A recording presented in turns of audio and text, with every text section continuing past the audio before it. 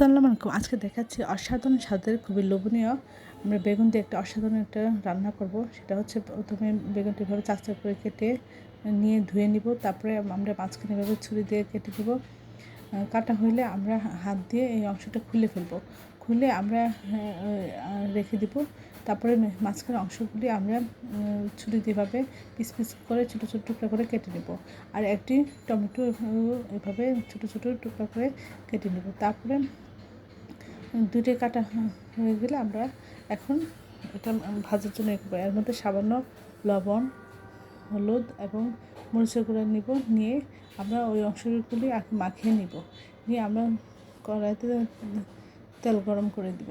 আর আমরা এখানে হচ্ছে পরিমাণ মতো পেঁয়াজ, কাঁচামরিচ নিয়েছি, লবণ নিয়েছি। নিয়ে আমরা এগুলি খুব ভালো করে প্রথমে মাখিয়ে নিয়েছি। নিয়ে আমরা এর মধ্যে 2টার মতো ডিম দিয়েছি। আর এর মধ্যে আমরা কেটে রাখা বেগুন, নরম অংশ এবং হচ্ছে একটা টমেটো আমরা এর মধ্যে দিয়ে দেবো। দিয়ে আমরা খুব ভালো করে একসাথে মাখিয়ে নেব। এর মধ্যে আদা চামচ আদা বাটা, আদা চামচ রসুন বাটা দিয়েছি, আদা চামচ হলুদ গুঁড়ো, আদা চামচ ধনিয়া গুঁড়ো, আদা চামচ জিরা গুঁড়া, সব কিছু মশলা খুব ভালো করে আমরা এখানে মাখিয়ে নেব।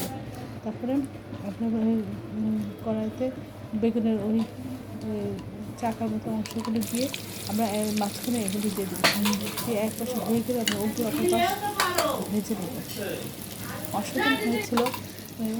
বাসার ছোটো বড়ো সবাই খুবই পছন্দ করেছে। আপনার আশা করি আপনাদের বাসায় স্পেশালি এটা আপনার পরিবেশন করতে পারেন। সাথে তার দেখা করে সবার সাথে এটা খুব ভালো হবে। সবাই চ্যানেলটি লাইক করে শেয়ার দেবেন, সাবস্ক্রাইব করবেন। তাহলে এই ধরনের সুন্দর সুন্দর ভিডিওগুলো আপনার দ্রুত পেয়ে যাবেন। এই ধরনের রেসিপি হলে আর মাছ মাংসের কোনো প্রয়োজন হবে না। অসাধারণ লাগবে। আসসালামু আলাইকুম। আজকে দেখাচ্ছি ডিমের পুর ভরা বেগুনের পাকোড়া। আমরা প্রথমে পেঁয়াজ, তেলের মধ্যে পেঁয়াজ নিচ্ছি, 2-3টা কাঁচামরিচ নিচ্ছি। এর মধ্যে আদা চামচ আদা বাটা, আদা চামচ রসুন বাটা, আদা চামচ হলুদ গুঁড়ো, আদা চামচ ধনিয়া গুঁড়ো, আদা চামচ জিরা গুঁড়ো, সব কিছু দিয়ে আমরা এখন একটা ডিম ছেড়ে দিয়ে ডিমের সাথে পেঁয়াজটা সব কিছু এবং সামান্য পরিমাণ মতো লবণ দিয়ে আমরা ডিমটা ঝুরি ঝুরি করে নেব।